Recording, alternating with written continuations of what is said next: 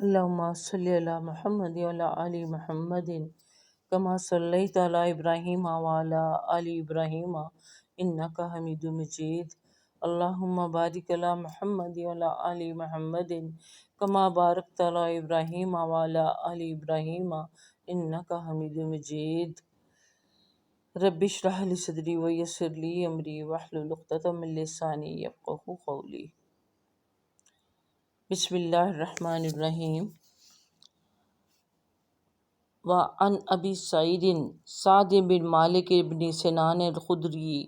ان نبی اللہ قال کان فی من کان قبلکم رجل قتل 99 نفسا فسال عن عالم اہل الارض فدل علی راہب فاتاہ فقال انہ قتل 99 نفسا فہل لہ من توبۃ فقال لا فقلتہ فقبل میتا. ہاں جی، حدیث تو بہت لمبی ہے ماشاء اللہ. تو اس کا اب ہم ترجمے کے لحاظ سے کرتے ہیں. اور جیسا کہ آپ سب جانتے ہیں، ہم پچھلی دفعہ سے ہم نے توبہ کے بارے میں جو حدیث ہیں ان کا بیان پڑھنا شروع کیا ہوا ہے. اب آج جو ہم حدیث جو میں نے اس کا آغاز کیا تھا، تو ایک تو لمبی بہت ہے، دوسرا یہ بھی ہو جاتا ہے کہ ٹائم لگ جاتا ہے کہ اس کو عربی پڑھیں، اور عربی پڑھنے میں بعض اوقات میری زبان بھی پھسل جاتی ہے، کیونکہ قرآن کی تو الحمدللہ روانی ہوتی ہے. تو احادیث کی یا ویسے عربی عبارت کوئی بھی پڑھی جائے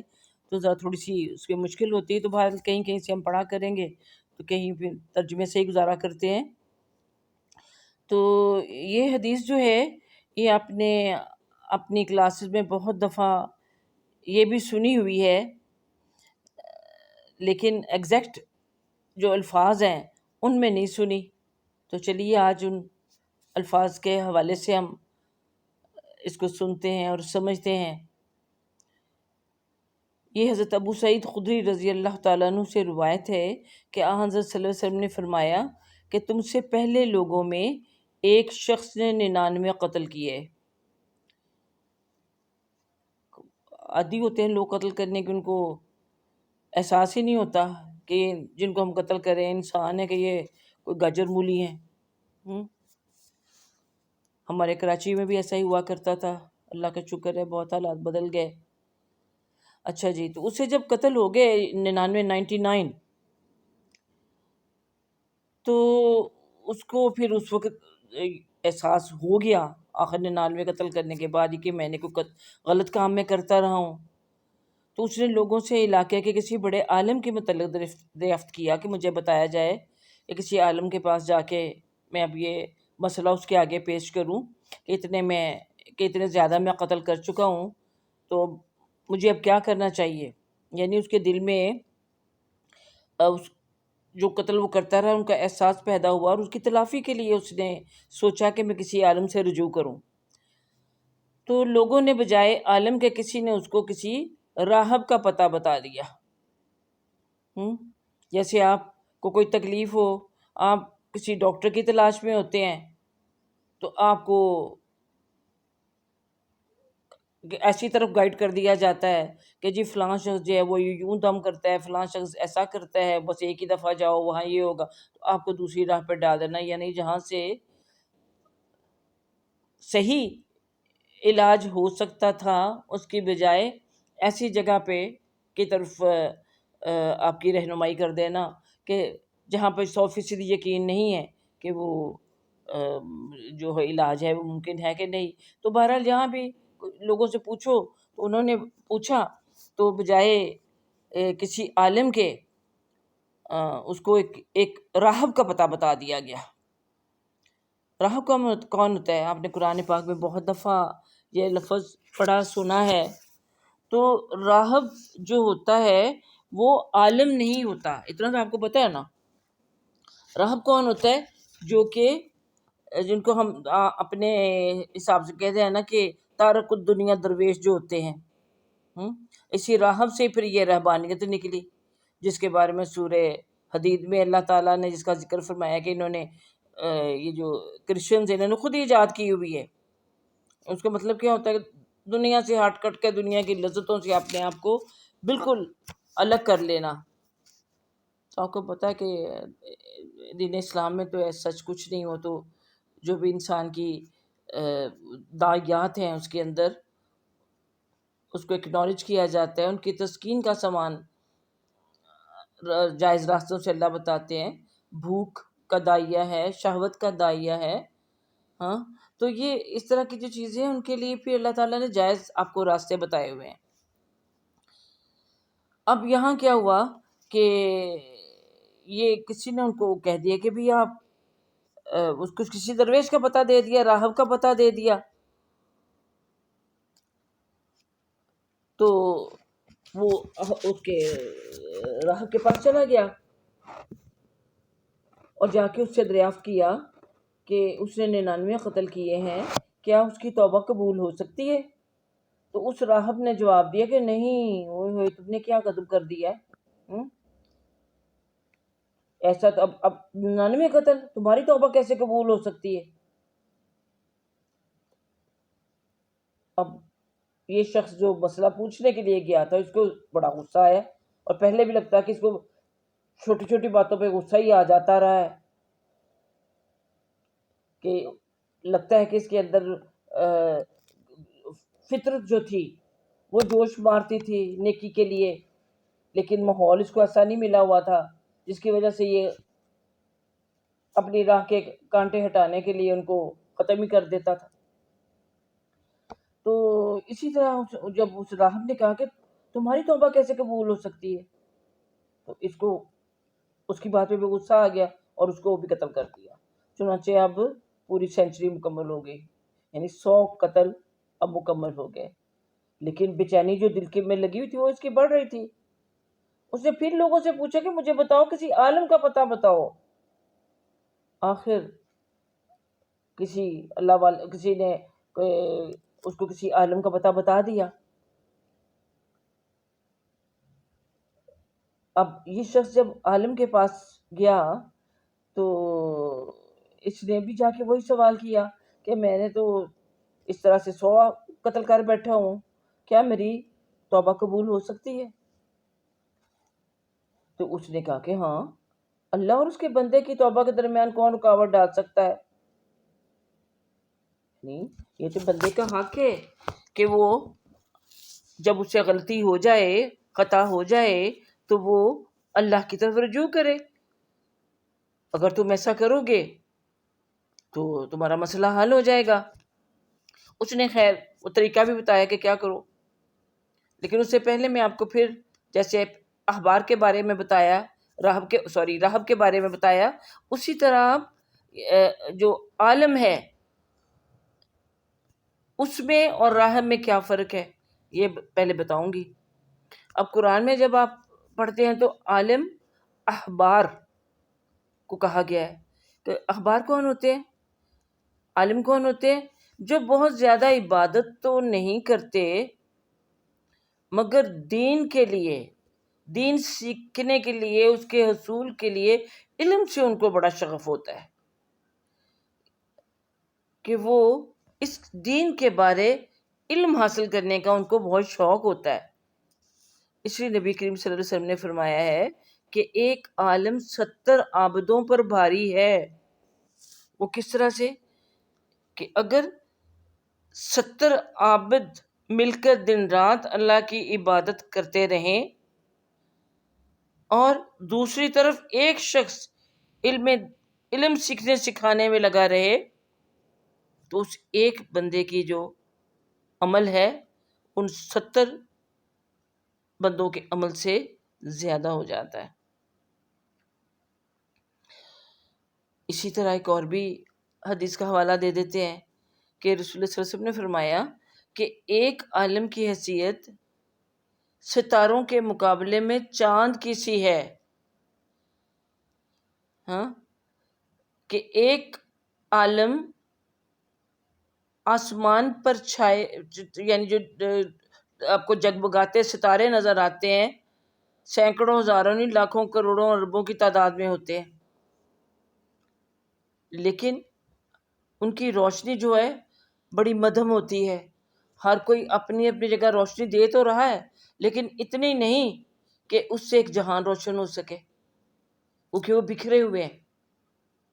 اور ادھر ایک چاند ہے جو کہ اکیلا ہی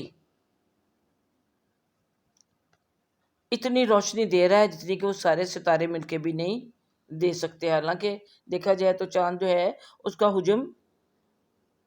یعنی ستارے جو ہیں اس کے حجم سے کئی گنا بڑے ہو سکتے ہیں. تو جس طرح چاند ایک پورے عالم کو اپنی روشنی دے رہا ہوتا ہے، اسی طرح ایک عالم جو ہے اس کے علم سے بھی ایک پوری دنیا فائدہ اٹھا رہی ہوتی ہے. لیکن عبادت گزار اپنی اپنی جگہ پر ستاروں کی طرح خود کو فائدہ پہنچا رہے ہیں، جگمگا رہے ہیں، لیکن ان کی روشنی سے دوسرے محروم رہتے. اچھا، تو اب یہ بات کر کے اور بھی بڑی حدیث ہے. نبی صلی اللہ علیہ وسلم نے یہ بھی فرمایا ہے کہ ایک عالم اور عابد میں یہ فرق ہے جس طرح کہ میرا اور تمہارا فرق ہے، یعنی ایک طرف میں ہوں اور ایک طرف تم سارے صحابی ہو. یعنی اس سے علم کی جو فضیلت اور اہمیت ہے وہ ثابت ہوتی ہے کہ عبادت گزار، عبادت میں بڑا لطف ہے، بہت درجہ ہے اس کا، لیکن اس سے انسان صرف خود مستفید ہوتا ہے، اس سے دوسرے فائدہ نہیں اٹھا سکتے. لیکن جو عالم ہے اس کے علم سے جہاں جہاں تک اس علم کی روشنی جاتی ہے ایک دنیا اس سے فائدہ اٹھاتی ہے. اچھا جی، تو یہاں پر اب وہ شخص جو تھا اس کو کسی عالم کا پتہ بتایا گیا تو وہ عالم کے پاس پہنچ گیا. اس نے جا کے اس سے بھی وہی سوال کیا کہ میں نے 100 آدمی کو قتل کیا ہے، کیا میری توبہ قبول ہو سکتی ہے؟ تو اس کو کیا بتایا گیا تھا کہ ہاں، اللہ اور اس کے بندے کی توبہ کے درمیان کون رکاوٹ ڈال سکتا ہے، لیکن تم اس کے لیے ہیلا کیا کرو کہ تم جہاں رہتے ہو اس علاقے کو چھوڑ کر فلاں علاقے میں چلا جاؤ. وہاں کے رہنے والے جو لوگ ہیں وہ اللہ کی عبادت میں مصروف رہتے ہیں، تم بھی ان کے ساتھ عبادت میں مصروف ہو جاؤ، کہ دنیا کے جھمیلوں سے، باتوں سے ان کو کوئی غرض نہیں ہے. کیونکہ جہاں وہ رہتا تھا لگتا ایسا ہی ہے کہ وہاں پر ایسا ماحول تھا کہ وہ ماحول بار بار اس کو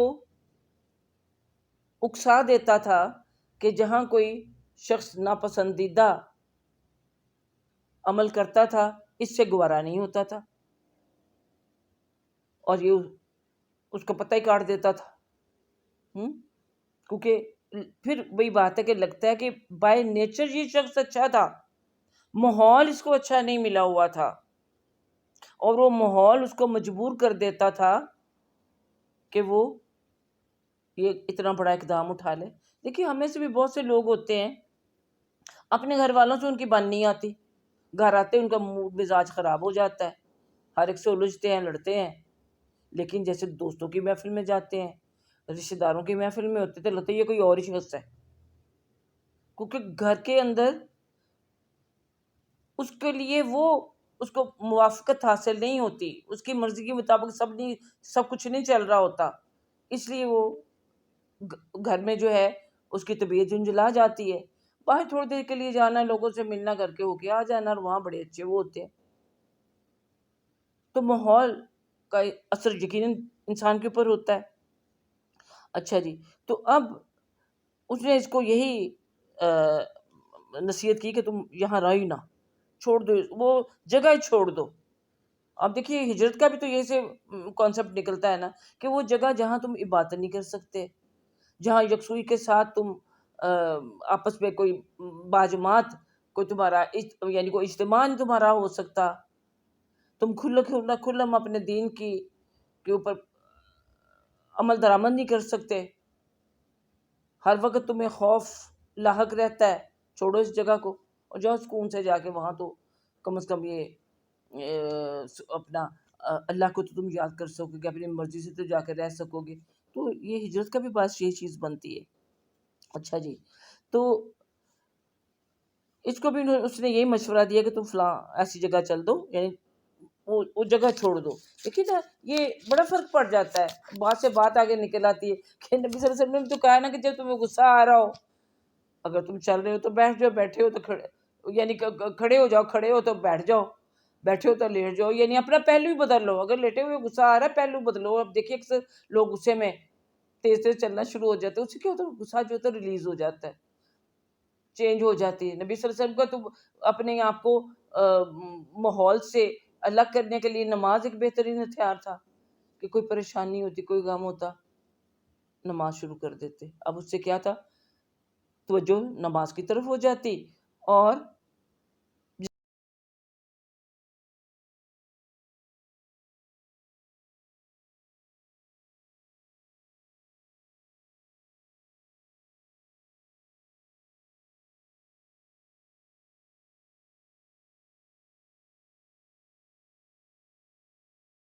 جسم ریلیکس ہو جاتا، ذہن ریلیکس ہو جاتا، تو اپنی اٹینشن ڈائیورٹ کر لے تو اس سے بھی جو ماحول ہے وہ بدل جاتا ہے۔ دو میاں بیوی لڑ رہے ہوتے ہیں، ایک خاموش ہو جائے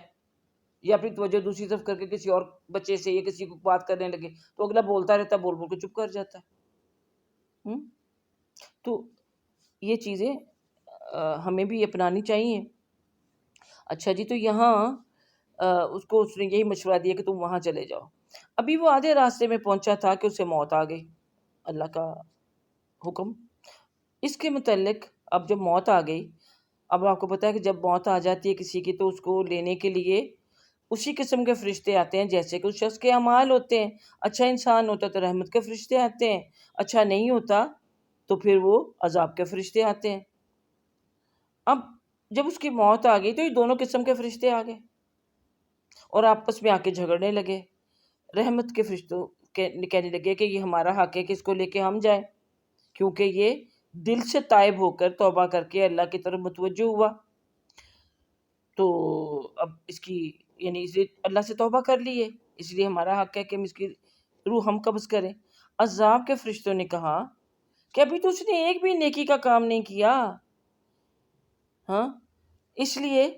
اس کو کس طرح تم لے کے جا سکتے ہو، یہ تمہارا یعنی بندہ ہے، اس کو ہم لے کے جائیں گے۔ اب ان کے درمیان ابھی یہی جھگڑا چل رہا تھا، تو اللہ تعالیٰ نے ایک فرشتے کو آدمی کی صورت میں ان کے پاس بھیجا۔ انہوں نے اسے اپنے درمیان فیصل مقرر کر لیا، کہ فیصلہ کرنے والا مقرر کر لیا۔ تو اس نے فیصلے کی کیا صورت بتائی کہ زمین کے دونوں حصوں کی پیمائش کرو، یعنی جدھر سے یہ آیا ہے اور یہاں تک پہنچا ہے، اور جہاں اس نے جانا ہے وہاں سے لے کے اب جہاں پہ ہم سب کھڑے ہیں اس جگہ تک دونوں سائڈوں کی پیمائش کرو۔ دونوں میں سے جس حصے کے زیادہ قریب ہوگا وہی اس کا حکم ہوگا، یعنی اس کے بارے میں وہی حکم لاگو ہوگا۔ جب انہوں نے پیمائش کی تو اسے اس زمین کے زیادہ قریب پایا جس طرف کا ارادہ کیے ہوئے تھا، یعنی جہاں جا رہا تھا وہ زمین اب تھوڑی رہ گئی ہوئی تھی، یعنی ادھر کا فاصلہ تھوڑا تھا، یعنی اگر ادھر کا ٹوٹل فاصلہ اگر کہہ لیجئے کہ وہ 20 میل تھا یا 20 فٹ تھا، جتنا بھی تھا، تو اب ادھر سے جہاں سے وہ بستی جہاں وہ رہتا تھا چل کے جہاں سے آیا ہوا تھا، سمجھیے کہ اس کے تو 12 کلومیٹر اس نے ادھر سے طے کر لیے ہوئے تھے، اب منزل کے لیے 8 کلومیٹر باقی ہے۔ تو جب انہوں نے فاصلہ ناپا تو جدھر وہ جا رہا تھا وہ زمین کم نکلی، چنانچہ رحمت کے فرشتوں نے اسے پھر اپنی رحمت میں لے لیا۔ آپ کو پتہ ہے نا کہ جب فرشتے آتے ہیں موت کے تو رحمت کے فرشتے انتہائی خوبصورت ہوتے ہیں، خوشبودار کفن لے کے آتے ہیں اور اس کو خوشخبریاں دیتے ہیں، اس کو لے کے جاتے ہیں۔ تو اب دیکھیے اس شخص نے ابھی ارادہ کیا تھا اور ابھی نیک کام نہیں کیا، لیکن چونکہ دل سے اس کا توبہ کا ارادہ تھا اور اس کے لیے اس نے طریقہ کار اپنایا اور یعنی وہ عالم کے کہنے کے مطابق، تو اللہ تعالیٰ نے اس کو یعنی اس حالت میں اٹھایا کہ جیسے اس کی توبہ ہو گئی ہوئی ہے۔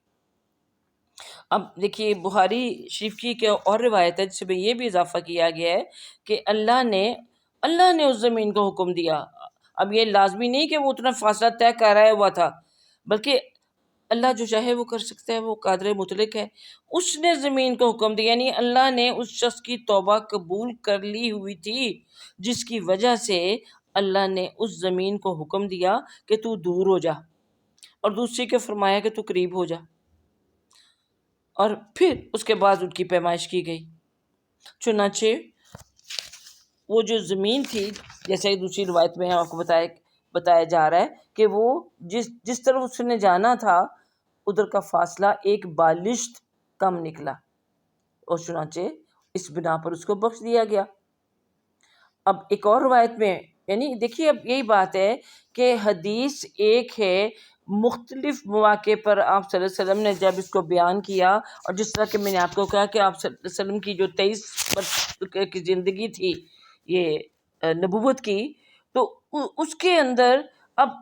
3 4 5 دفعہ یہ واقعہ جب انسان بیان کرتا ہے تو اس میں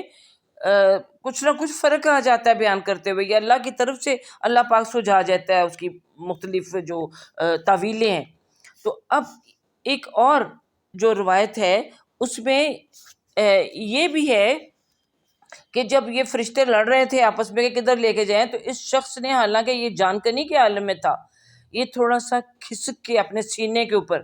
یہ اپنے سر کا سینے کے اوپر، اور تھوڑا سا اس زمین کی طرف ہو گیا جدھر کہ اس کو جانا تھا۔ چنانچہ وہ اللہ تعالیٰ کی طرف سے اس کے لیے یہ بہانہ بن گیا کہ وہ زمین کم ہو گئی جدھر اس کو جانا تھا، اور جو اللہ تعالیٰ نے اس کی بخشش کا سامان کر دیا۔ یہ جو حدیث ہے اس کے بارے میں بھی ہم نے پڑھا ہے کہ یہ یعنی اس کی جو روایت ہے یہ بخاری اور مسلم دونوں میں یہ بیان کی گئی ہے، اور یہ بخاری میں ہی 2-3 انداز میں، جس طرح میں نے آپ کو بتایا مختلف، تو اس طرح سے روایات مختلف ہو جاتے، اس کا مطلب یہ نہیں ہوتا کہ حدیث غلط ہے۔ ایک تو ٹائم فیکٹر ہوتا ہے، پھر جو اس کو بیان کرنے والے راوی ہوتے ہیں یا نریٹر ہوتے ہیں جو ایک دوسرے سے سنا، ہم دیکھیے ایک بات سنتے ہیں ایک دوسرے سے، اور اگر ایک کمرے میں بچے بلکہ یہ گیم بھی کھیلتے ہیں کہ ایک نے ایک کان میں ایک بات کہی، تو وہ جب سارے کمرے میں سے گھوم کے وہ 20-30 بچوں کے آخری بچے تک پہنچی ہوئی بات کچھ کی کچھ بنی ہوتی ہے، اور بڑا انجوائے کرتے ہیں وہ۔ تو اس طرح سے سننے میں وہ فرق آ جاتا ہے، یا بیان کرنے میں فرق آ جاتا ہے، لیکن اس سے ہم یہ تو نہیں کہہ سکتے یہ بات غلط ہے، جبکہ راوی جو ہیں وہ اتنے زیادہ مستند ہوں کہ ان کا جھوٹ پہ اکٹھا ہونا ممکن ہو ہی نہ سکتا ہو۔ اچھا جی، اگلی حدیث جو ہے یہ بہت لمبی حدیث ہے، اور یہ بھی وہ حدیث ہے جو کہ آپ اپنی جو درس کی کلاسز ہیں، دورہ قرآن ہے، پھر یا جب آپ قرآن پاک میں سورہ توبہ تک پہنچتے ہیں تو وہاں پر آپ کو یہ پوری کی پوری روایت پڑھ کے سنائی جاتی ہے۔ تو یہ وہی روایت ہے، پڑھ کے بھی سنا دیتے ہیں، کبھی جلدی میں ہو تو جلدی بھی آپ کو اس کا بتا دیتے ہیں کہ بھی پورا جو مفہوم ہوتا ہے اس کا مدعات کیا ہوتا ہے۔ سورت دیکھیے جس سورت میں یہ سارا کے متعلق یہ جو سارا اس کے واقعہ آیا ہے اس کا نام ہی سورہ توبہ ہے، تو اس میں، اور یہ جو ہمارا عنوان ہے احادیث کے حوالے سے یہ بھی توبہ ہے، تو اس میں ان 3 اصحاب کی توبہ کا ذکر ہے جو کہ غزوہ تبوک کے موقع پر نبی کریم صلی اللہ علیہ وسلم کے ساتھ اس غزوہ میں شریک ہونے سے محروم رہ گئے تھے۔ چنانچہ ہم یہیں سے یہ واقعہ پورا کا پورا پڑھ لیتے ہیں، کوئی تھوڑی سی تشریح طلب بات ہوگی تو ساتھ بتا دیں گے۔ تو اللہ کا نام لے کے شروع کرتے ہیں۔ وعن عبد اللہ بن کعب بن مالک وکانا قائد کعب رضی اللہ عنہ من بنیہ حین عمی قال سمعت کعب بن مالک رضی اللہ عنہ یحدث بحدیثہ حین تخلف عن رسول اللہ صلی اللہ علیہ وسلم فی غزوۃ تبوک قال کعب، تو فرمایا کعب رضی اللہ تعالیٰ عنہ، یہاں سے آگے ہم شروع کرتے ہیں کہ جناب عبداللہ جو اپنے والد کعب بن مالک رضی اللہ تعالیٰ عنہ کے نابینا ہو جانے کے بعد ان کے راہبر تھے، یعنی ان کے ساتھ ساتھ رہتے تھے، اور نابینا جو تھے والد تو ان کی کمپنی ہر وقت ان کو میسر ہوتی تھی، یعنی کعب بن مالک کے بیٹے عبداللہ کی بات ہم کر رہے ہیں، تو وہ ان کے جو بیٹے تھے، یہ اپنے والد کعب کا واقعہ جو غزوہ تبوک میں حضرت صلی اللہ علیہ وسلم سے پیچھے رہ جانے کے سلسلے میں پیش آیا، خود ان کی اپنی زبان سے بیان کرتے ہیں کہ میرے والد نے یوں کہا۔ کیا کہا؟ کہ کعب رضی اللہ تعالیٰ عنہ کہتے ہیں کہ میں کسی غزوہ میں آپ صلی اللہ علیہ وسلم سے پیچھے نہیں رہا، یعنی ان کے ساتھ تمام غزوات میں شریک ہوا سوائے غزوہ تبوک کے، البتہ غزوہ بدر میں پیچھے رہا، مگر اس غزوہ میں کسی بھی پیچھے رہ جانے والے پر عذاب نازل نہیں ہوا۔ کیوں؟ اس لیے کہ وہ جو غزوہ تھا غزوہ بدر، وہ فرض عین نہیں تھا کہ ہر ایک کو نکلنا ہے، یعنی جو بھی نکلے، زیادہ سے زیادہ لوگ نکلے، پھر بھی آپ کو پتہ 313 لوگ ہی تھے، تو جو جا سکتے تھے، جو لڑ سکتے تھے، جن کو کوئی معذوری نہیں تھی اور جن کو جو خوشی سے شامل ہوئے وہ ہوئے۔ لیکن غزوہ تبوک ایسا معاملہ تھا کہ یہاں پر پہلے بھی آپ کو بتایا جا چکا ہے کہ معاملہ تھا کیسر روم کے ساتھ لڑائی کا، جو کہ 2 لاکھ فوج لے کر یعنی جس کے بارے میں خبر میں تھی رسول اللہ پاک صلی اللہ علیہ وسلم کی، وہ شام کی سرحد پہ 2 لاکھ فوج لے کر آ رہا ہے۔ تو آپ صلی اللہ علیہ وسلم نے اس صورتحال میں 2 لاکھ کا مقابلہ کرنے کے لیے ایسا تو نہیں ہو سکتا تھا کہ کہتے جس کی مرضی چلے جس کی مرضی نہ جائے،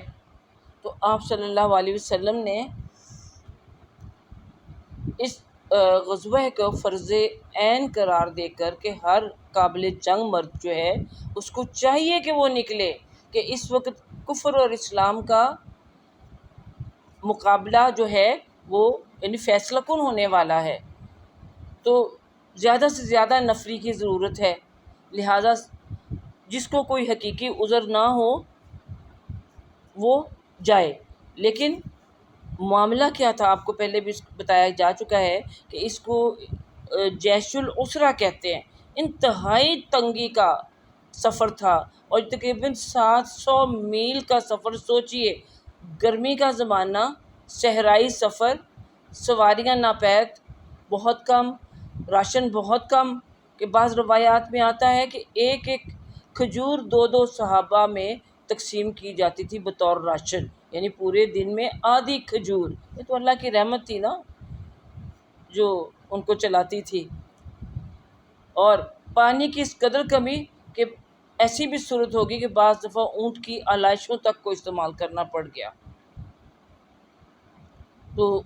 ان حالات میں اب دیکھیے کہ چند ایک جو مخلص مومنین تھے ان کے اندر بھی جب سستی آ گئی تو پھر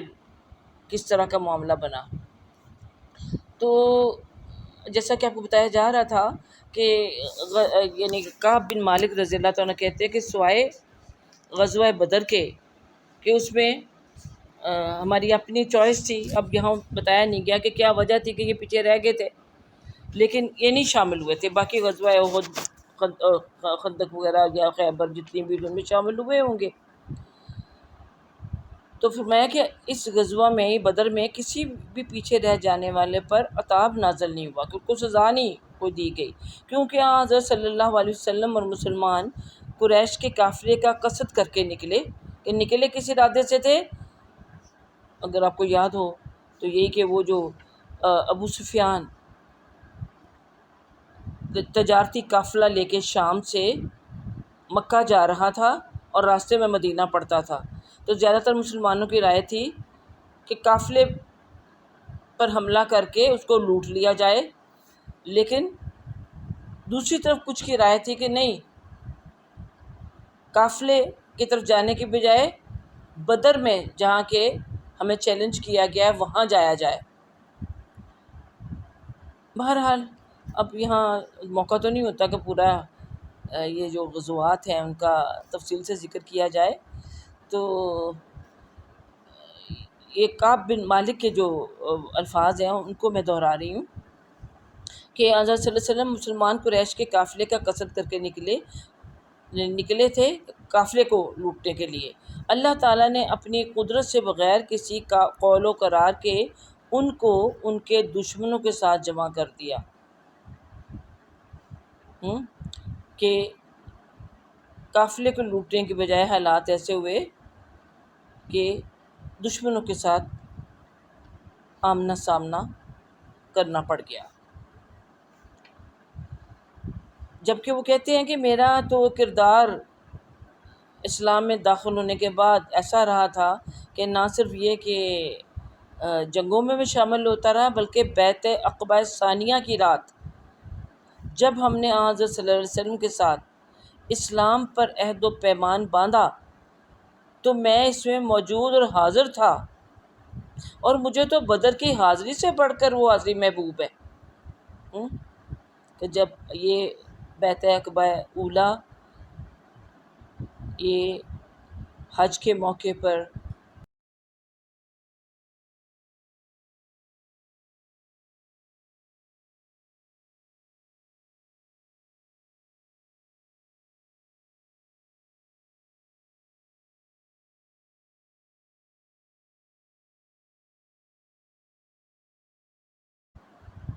ہجرت سے 2 سال پہلے کچھ لوگ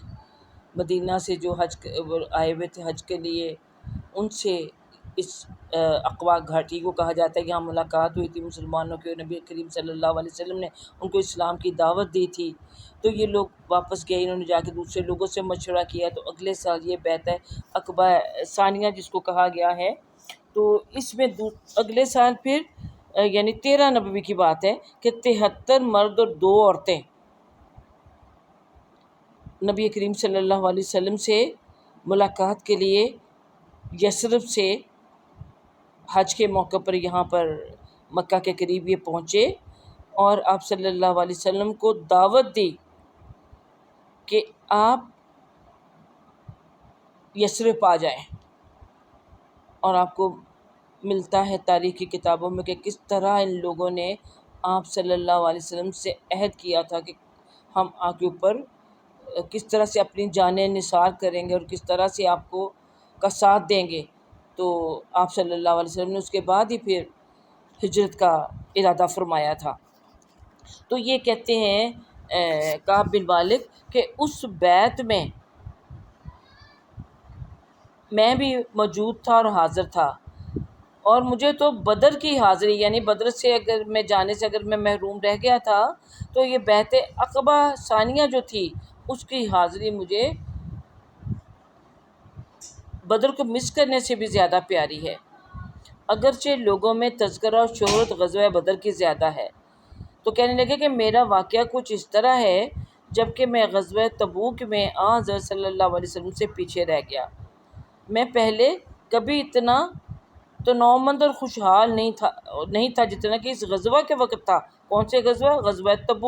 تبوک جیسا کہ میں نے بتایا کہ اس مقام کا نام ہے جو کہ مدینہ سے 700 میل کے فاصلے پر شام کی سرحد کے قریب ہے۔ تو کہتے ہیں کہ مجھے کوئی یہ نہیں تھا کہ میں جس وقت بیمار تھا، میں کمزور تھا، میرے پاس سواری نہیں تھی یا میں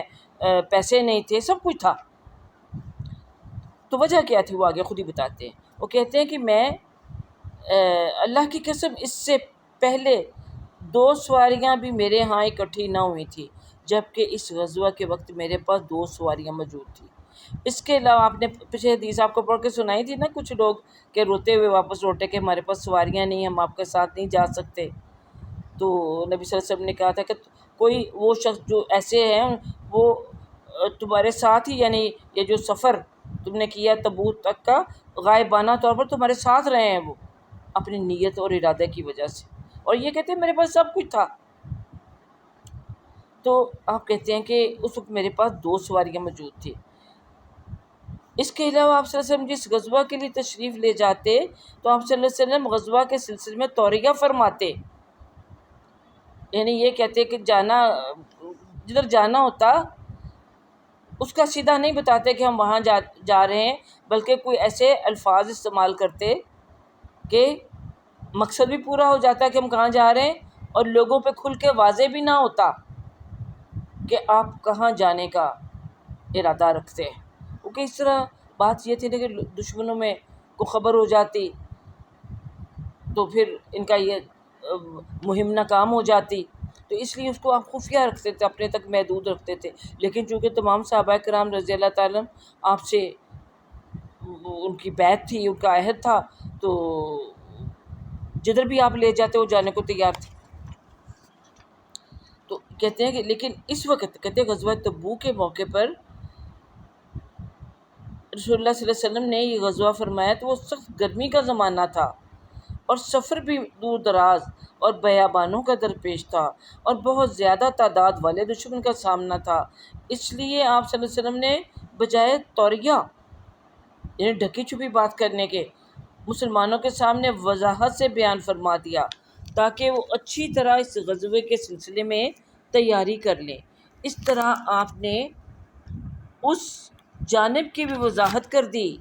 جس کا ارادہ آپ رکھتے تھے کہ ہم کہاں جا رہے ہیں۔ مسلمان آج کے ساتھ کثیر تعداد میں تھے، اور ان کے ناموں کو محفوظ کرنے والے اوراق اور کتب بھی نہ تھی۔ مراد یہ کہ رجسٹر وغیرہ نہیں تھے کہ جس میں ان سب کی رجسٹریشن ہوتی کہ کون کون آیا ہے، تھے بہت بڑی تعداد میں،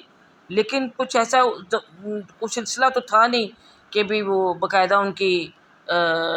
کوئی لسٹ مرتب کی جاتی کہ کون یا کس طرح۔ اس لیے آپ صلی اللہ علیہ وسلم کو بہت سے لوگوں کی خبر نہ ہوئی کہ بھی اب ہزاروں لوگ ہیں اس میں شامل کہ کون آیا کون نہیں آیا، تو کچھ لوگوں کو آپ نے اس طرح سے مس کر دیا۔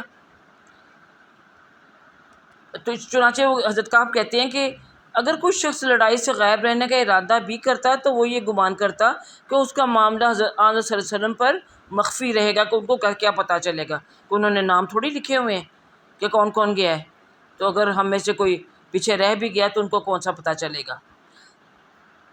جب تک کہ اس کے متعلق اللہ کی طرف سے کوئی وحی نہ اترے۔ یعنی یہ بھی یقین تھا کہ اور کوئی بتائے نہ بتائے اللہ بتا سکتا ہے کہ کون غیر حاضر ہے۔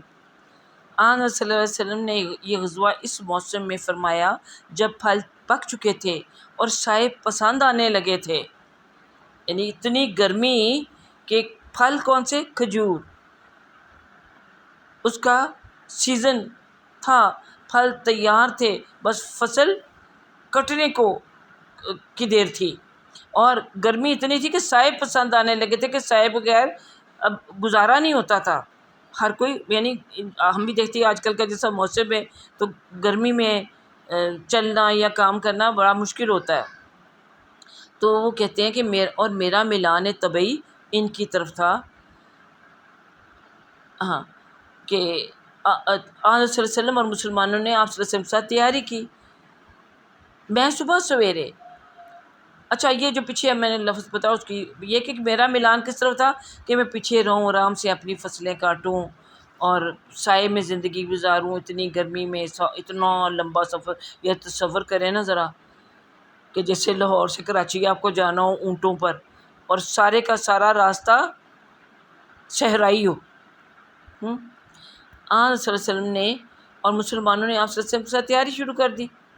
میں صبح سویرے تیاری کے لیے آتا، مگر بغیر کوئی تیاری کیے واپس لوٹ جاتا، اور اپنے دل میں یوں کہتا کہ میں جب چاہوں گا ایسا کر لوں گا، کیونکہ مجھے اس پر پورا قابو حاصل ہے۔ سواریاں میرے پاس موجود ہیں، راشن میرے پاس ہے، پیسہ بھی ہوگا، میں سب کچھ ہے۔ اگر یہ تاخیر مجھ پر کچھ اس قدر طاری رہی اور لوگ تو جہاد کی تیاری میں مصروف رہے تو میں اس کو ایزی لیتا رہا، یہاں تک کہ ایک صبح حضرت صلی اللہ علیہ وسلم اور مسلمان غزوہ پر روانہ ہو گئے اور میں نے اپنا سامان اب تک بالکل تیار نہ کیا تھا۔ پھر میں صبح سویرے آتا اور بغیر تیاری واپس لوٹ جاتا۔ اب یہ تاخیر مجھ پر طاری رہی اور مسلمانوں نے، باقی یعنی جو دیگر مسلمان تھے، انہوں نے تیاری میں جلدی کی اور جہاد کا معاملہ آگے بڑھ گیا۔ میں نے بھی کوچ کا ارادہ کیا تاکہ ان کو جا ملوں، چلا وہ چل پڑے۔ تو کہتے جیسے پہلے بھی وہ ڈھل مل یقین جیسے ہوتا ہے نا، ڈاما ڈول، نہ ادھر کے نہ ادھر کے، تو کہا چلو آگے اگر یہ چل بھی پڑے ہیں تو میری سواریاں بھی تیز رفتار ہیں، میں ان کو فالو کر لوں گا، ان کے ساتھ جا ملوں گا۔ اور اب وہ کہہ رہے ہیں کہ کاش، یا اپنے بیٹے کو یہ اپنی کہانی سناتے ہوئے، کہ کاش میں ایسا کر لیتا کہ ان سے جا ملتا، مگر میں ایسا نہ کر سکا۔ رسول اللہ صلی اللہ علیہ وسلم کے تشریف لے جانے کے بعد جب میں لوگوں میں نکلتا، یعنی باہر نکلتا اپنے مدینہ کی بستی میں، تو یہ دیکھ کر غمگین ہو جاتا کہ میرے سامنے جو نمونہ آتا، یعنی جو بھی لوگ نظر آتے، وہ یا تو نفاق سے تہمت یافتہ ہوتا، یا پھر وہ شخص جس کو اللہ کی طرف سے بوجہ ضعف اور کمزوری کے معذور قرار دیا جا چکا۔ یعنی میں دیکھتا کیا کہ یا تو کمزور، بیمار، بوڑھے لوگ ہیں جو کہ ان کو چلتے پھرتے اپنے علاقے میں نظر آتے، اور یا پھر جو منافق تھے جن کو بڑی خوشی تھی پیچھے رہ جانے سے کہ بہانے لگا کے ہمیں جانا نہیں پڑا، وہ نظر آتے۔ تو ظاہر ہے جو یہ کہہ رہے ہیں کہ میں ان لوگوں کو دیکھ کے بڑا غمگین ہوتا کہ یہ کیا ہوا، میں تو نہ معذوروں میں شامل ہوں اور نہ ہی میں منافقوں میں ہوں، تو یہ ہوا کیا؟ حضرت صلی اللہ علیہ وسلم نے تبوک پہنچ کر میرا تذکرہ فرمایا، جبکہ آپ صلی اللہ علیہ وسلم صحابہ کے درمیان تشریف فرما تھے، کہ کعب بن مالک نے کیا کیا، یعنی اس کو کیا ہوا نا، یعنی تیاری جب ہو رہی تھی تب تو یہ ان کے پاس جاتے آتے تھے، اور جب قافلہ کوچ کر گیا لشکر تو اب نظر نہیں آ رہے۔ تو بنی سلمہ قبیلہ کے ایک شخص نے کہا کہ یا رسول اللہ صلی اللہ علیہ وسلم، اس کو یعنی کعب بن مالک کو اس کی دونوں چادروں اور اپنے دونوں کندھوں کی طرف نگاہ ڈالنے نے روک دیا۔ اب یہ محاورتاً یہ بات کرتے ہیں کہ ان کو یعنی آنے سے جس چیز نے روکا وہ کیا چیز تھی کہ اپنا لباس، اپنی دولت، اور خاص طور پہ اس پہ کبر بھی شامل جس میں ہے، تکبر کے بارے، اور ان کو اپنا آپ اور بڑا پیارا تھا، یعنی اس کو اپنا لباس اور اپنا آپ کو دیکھنا کرنا، اس لیے وہ نہیں آئے۔ یعنی دیکھیں ٹونٹ کرنے والے، تہمت لگانے والے ہر دور میں اور ہر زمانے میں، اور کہہ لیجئے کہ صحابہ کرام کے جو گروہ تھا اس میں بھی شامل تھے۔ حضرت معاذ بن جبل رضی اللہ عنہ نے کہا کہ تم نے بہت بری بات کہی۔ اب دیکھیں ٹوکنے والے بھی موجود ہوتے تھے۔ قسم بخدا، خدا کی قسم یا رسول اللہ صلی اللہ علیہ وسلم، ہم نے اس میں یعنی کعب بن مالک میں بھلائی ہی دیکھی، کہ آتا تو وہ تیاری کی نیت سے تھا، اب تک جو اس کا ریکارڈ ہے وہ بھی بھلائی ہے، لیکن اللہ ہی جانے کیا ہوا۔ تو آن صلی اللہ علیہ وسلم نے بھی خاموشی اختیار فرما لی۔ اسی دوران ایک سفید پوش آدمی ریگستان میں دیکھا گیا، دور سے کچھ سواری پہ آ رہا ہے۔ آپ صلی اللہ علیہ وسلم نے فرمایا ابو خثیمہ ہو۔ آپ صلی اللہ علیہ وسلم کی زبان سے کیا نکلا کہ یہ ابو خثیمہ ہو، تو وہ واقعی ابو خثیمہ انصاری تھے۔ یہ وہی صحابی ہیں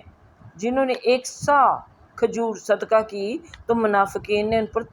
تانہ زنی کی تھی، یعنی انہوں نے، یہ غریب آدمی تھے، تو انہوں نے ساری رات کسی یہودی کے کھیت میں پانی لگایا اور ان کو ایک کھجور سا، یعنی کہہ لیجیے گا جس وقت کہتے ہیں کہ 1.5-2 پونے کلو کھجور معاوضے میں ملی۔ تو انہوں نے غزوہ تبوک کا جو سامان جمع ہو رہا تھا تو اس راشن میں شامل کرنے کے لیے وہ کھجوریں دی۔ تو آپ صلی اللہ علیہ وسلم نے ان کھجوروں کو اس ڈھیر کے اوپر ڈال دیا تھا، اور اس وقت بھی جو یہ منافقین تھے مسلمانوں کے لشکر میں گھسے رہتے تھے، تو انہوں بڑا مذاق اڑایا تھا کہ دیکھو ان لوگوں کی طرف دیکھو ذرا کہ یہ ٹڈیوں کی ٹانگوں سے روم کے قلعے فتح کرنے کے لیے جا رہے ہیں۔ لیکن ابو خثیمہ جو تھے ان کا جذبہ سچا تھا، اور رسول اللہ صلی اللہ علیہ وسلم کو بھی ان سے کوئی محبت اور توقع تھی، ان کے خلوص کو جانتے تھے کہ ان کے دل سے بے اختیار نکلا کہ یہ جو سوار آ رہا ہے یا اللہ یہ ابو خثیمہ ہی ہو، تو وہ ابو خثیمہ ہی نکلے۔ کعب کہتے ہیں کہ جب مجھے یہ اطلاع ملی کہ رسول اللہ صلی اللہ علیہ وسلم تبوک سے واپس تشریف لا رہے ہیں۔ اب دیکھیے تبوک کا بھی یہ، اب جو کلاس میں آنے والے یا پڑھنے والے ہیں سورہ توبہ جنہوں نے پڑھ کو تو پورا یہ واقعہ پتہ ہے کہ لڑائی کوئی نہیں ہوئی۔ وہ جو کیسر روم تھا اس نے جرات ہی نہ کی مسلمانوں کے ساتھ بھیڑنے کی، کیونکہ اس سے پہلے ابھی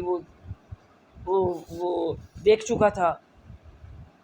کہ مسلمانوں کا وہ غزوہ موتا جو ہوا تھا اس میں کس طرح سے پلڑا بھاری رہا تھا۔ وہ لڑائی کے لیے نکلا ہی نہ، یہ سرحد پہ رکے رہے کوئی مہینہ بھر، اور وہاں آتے جاتے کافروں کے ساتھ وہ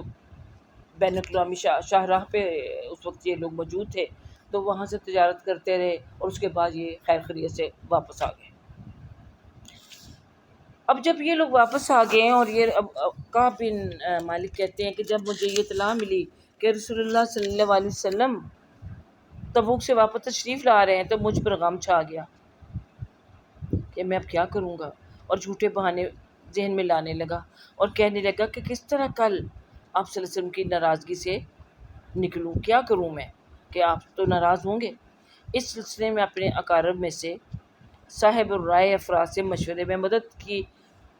کہ میں کیا کروں۔ جب یہ اطلاع ملی کہ آن صلی اللہ علیہ وسلم پہنچنے والے ہیں تو کہتے ہیں کہ میرے دماغ سے تمام جھوٹے بہانے والا خیال نکل گیا۔ میں نے جان لیا کہ میں ان میں سے کسی چیز سے بھی نہیں بچ سکتا، کسی بہانے سے بھی نہیں بچ سکتا۔ چنانچہ میں نے سچ بولنے کا فیصلہ کر لیا۔ حضرت صلی اللہ علیہ وسلم صبح کو تشریف لے آئے، اور آپ کی عادت مبارک تھی کہ جب آپ سفر سے واپس تشریف لاتے تو سب سے پہلے مسجد میں تشریف لے جا کر 2 رکعت نماز ادا فرماتے، پھر لوگوں کی ملاقات کے لیے تشریف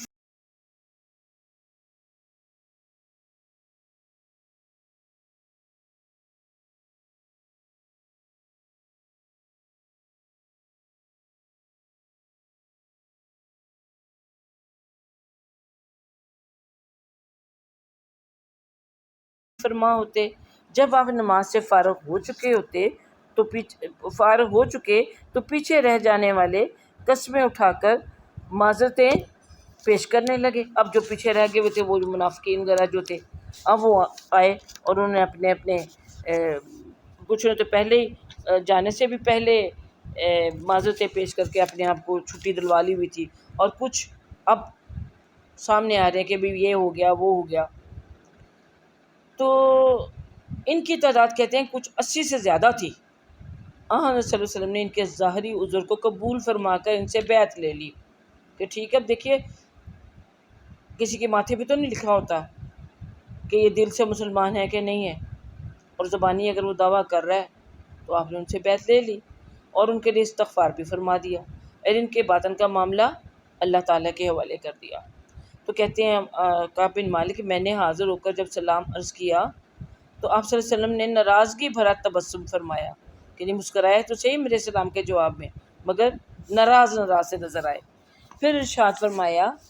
آگے آ جاؤ۔ میں آگے بڑھتے بڑھتے آپ کے سامنے جا بیٹھا۔ آپ صلی اللہ علیہ وسلم نے فرمایا ہاں جی تم کیوں پیچھے رہ گئے؟ کیا تم نے اپنی سواری نہ خرید لی تھی؟ میں نے عرض کیا یا رسول اللہ صلی اللہ علیہ وسلم، اللہ کی قسم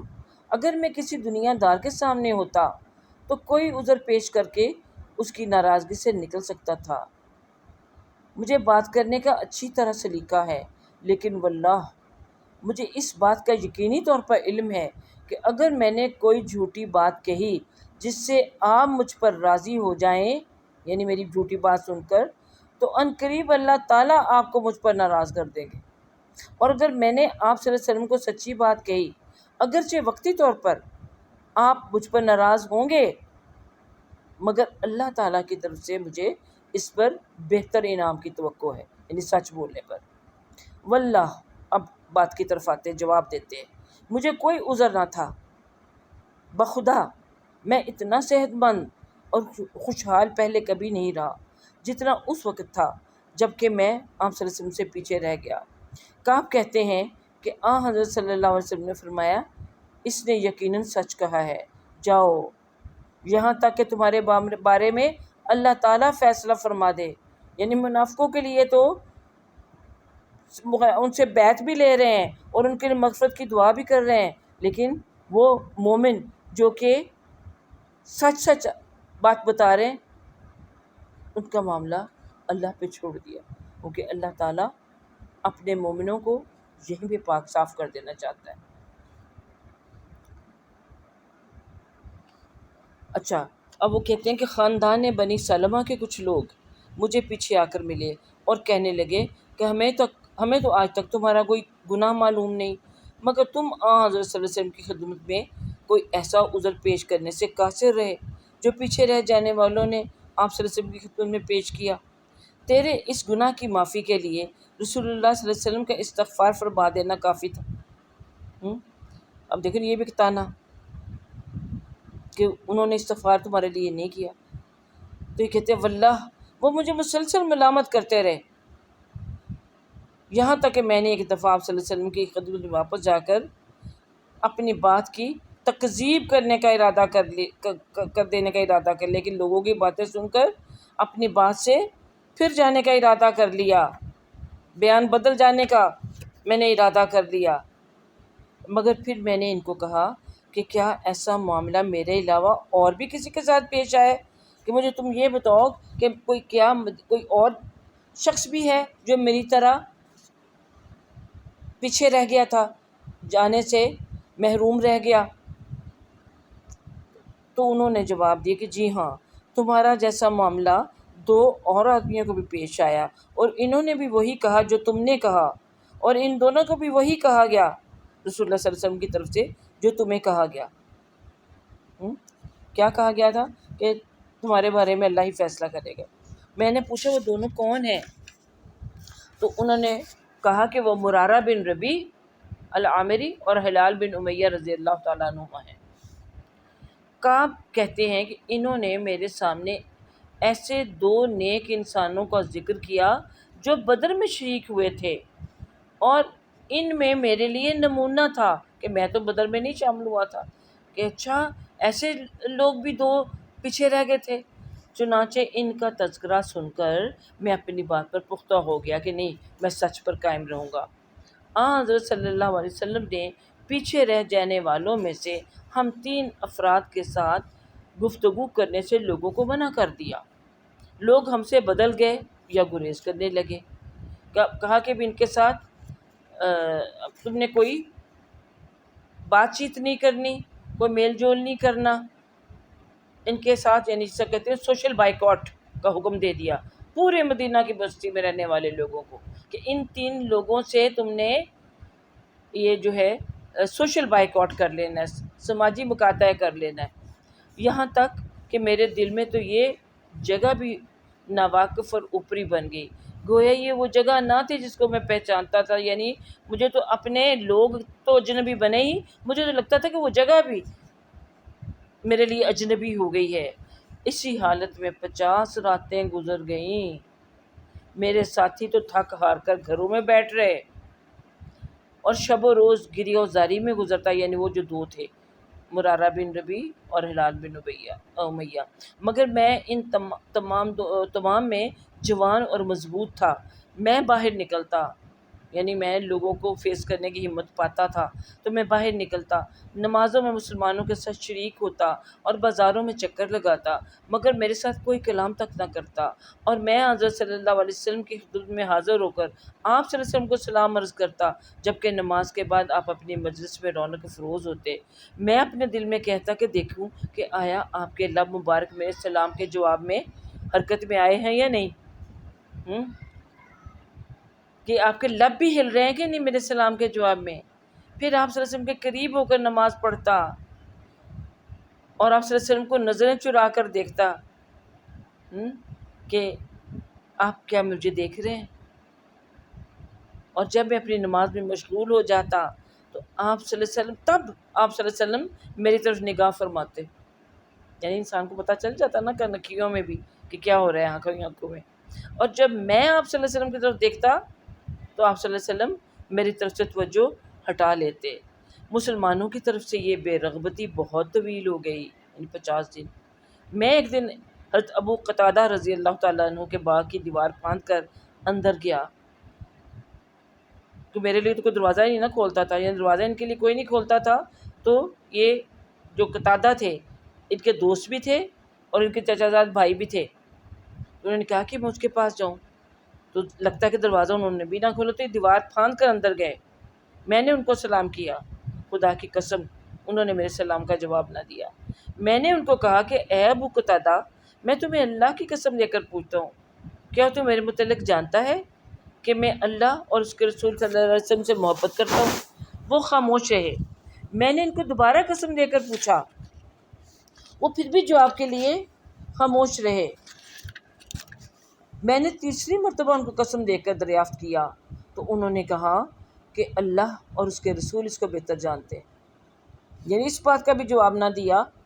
تو میں نے جو پوچھا تھا کہ کیا تجھے پتہ نہیں ہے کہ میں اللہ اور اللہ کے رسول سے محبت رکھتا ہوں؟ اس پر میری آنکھیں بہہ پڑی۔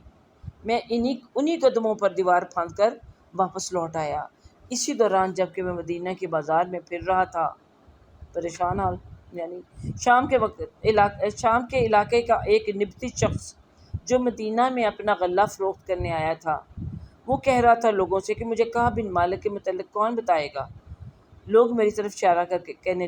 لگے۔ وہ میرے پاس آیا اور غسان کے بادشاہ کا ایک خط میرے حوالے کیا۔ میں چونکہ لکھنا پڑھنا جانتا تھا، میں نے جب اس خط کو پڑھا تو اس میں لکھا تھا، اما بعد، ہمیں اطلاع ملی ہے کہ تمہارے آقا نے تم پر زیادتی کی اور اللہ تعالیٰ نے تمہیں ذلت کے مقام میں نہیں رکھا اور نہ ہی ضائع ہونے کے لیے بنایا ہے۔ تم ہمارے پاس آ جاؤ، ہم تیرے ساتھ ہمدردی کریں گے۔ ہم دیکھیں نا اس طرح سے ان کو توڑنے کے لیے جماعت سے کیسے کیسے لوگ ہتھ کنڈے اختیار کرتے ہیں۔ میں نے اس کو یعنی خط کو لے کر تنور کا قصد کیا کہ جائے اور اس کو آگ کے حوالے کر دیا۔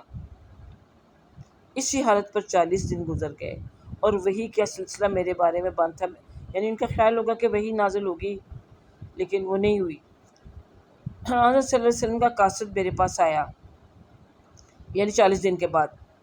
یہ ٹوٹل تو 50 دن لگے تھے نا جیسے کہ ہم نے پڑھا، اب 40 دنوں کے بعد کا وہ بتا رہے ہیں کہ آپ صلی اللہ علیہ وسلم کا ایک جو میسنجر تھا قاصد میرے پاس آیا اور کہا کہ رسول اللہ صلی اللہ علیہ وسلم کو تمہیں حکم ہے کہ اپنی بیوی سے بھی علیحدگی اختیار کر لو۔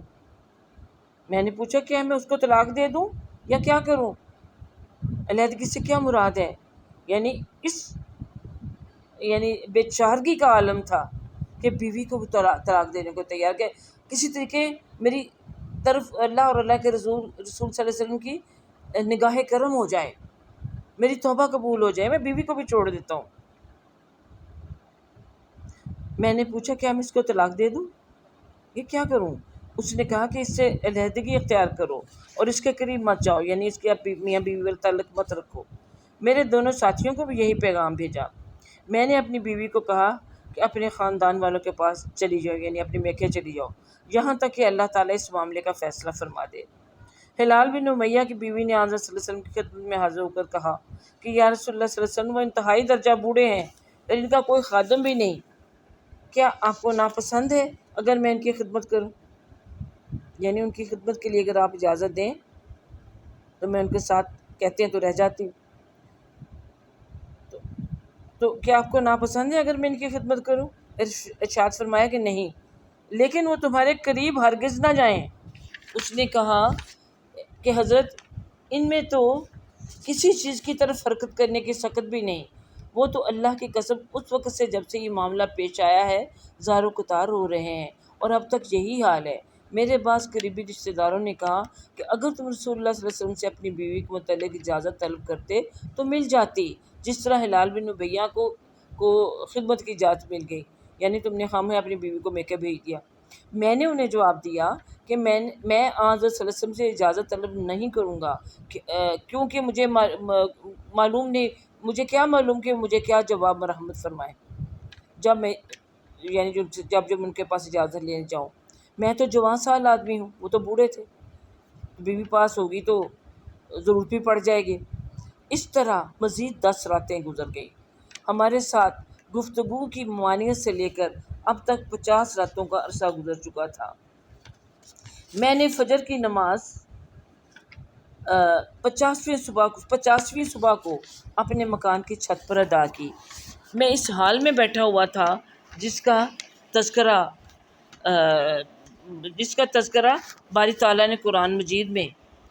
فضاقت علیہم الارض بما رحبت کہہ کے فرمایا ہے. تو بہرحال میری جان بھی مجھ پر تنگ ہو گئی اور زمین باوجود فراخی کے مجھ پر تنگ ہو گئی. میں نے کوہ صلاح پر چڑھ کر کسی آواز دینے والے کو بلند آواز سے یہ کہتے ہوئے سنا، یعنی 50 دنوں کے بعد مجھے کوہ صلاح کی طرف سے کسی منادی کی آواز آئی کہ اے کعب بن مالک خوشخبری ہو. میں فوراً سجدہ ریز ہو گیا. میں نے اسی وقت جان لیا کہ اللہ کی طرف سے کشادگی آ گئی ہے. آن صلی اللہ علیہ وسلم نے فجر کی نماز پڑھ کر اللہ تعالیٰ کی طرف سے ہماری توبہ کی قبولیت کا اعلان فرمایا. لوگ ہمیں مبارکباد دینے آنے لگے. میرے دونوں ساتھیوں کی طرف بھی خوشخبری دینے والے گئے اور میری طرف ایک آدمی گھوڑے پر سوار ہو کر آیا اور بنو اسلم قبیلہ کے ایک شخص میرے پاس دوڑ کر آیا اور پہاڑ پر چڑھ گیا. اس کی آواز گھوڑے پر سوار ہو کر آنے والے سے جلد پہنچ گئی. جب وہ شخص میرے پاس آیا جس کی میں نے آواز سنی تھی تو میں نے اپنے کپڑے اتار کر اس کو خوشخبری کے انعام میں پہنا دیے. نہیں تھی خوشی میں بےقابو ہو کہ اپنے کپڑے بھی اس کو پہنا دیے. اللہ کی قسم اس دن میں اس جوڑے کے علاوہ کسی اور جوڑے کا مالک نہ تھا. یعنی میرے پاس اگرچہ ایک ہی جوڑا کپڑوں کو تل کے میں نے وہ جوڑا بھی اس کو پہنا دیا اور خود میں نے کسی دوسرے آدمی سے عاریتاً یعنی ادھارے 2 کپڑے پہننے کے لیے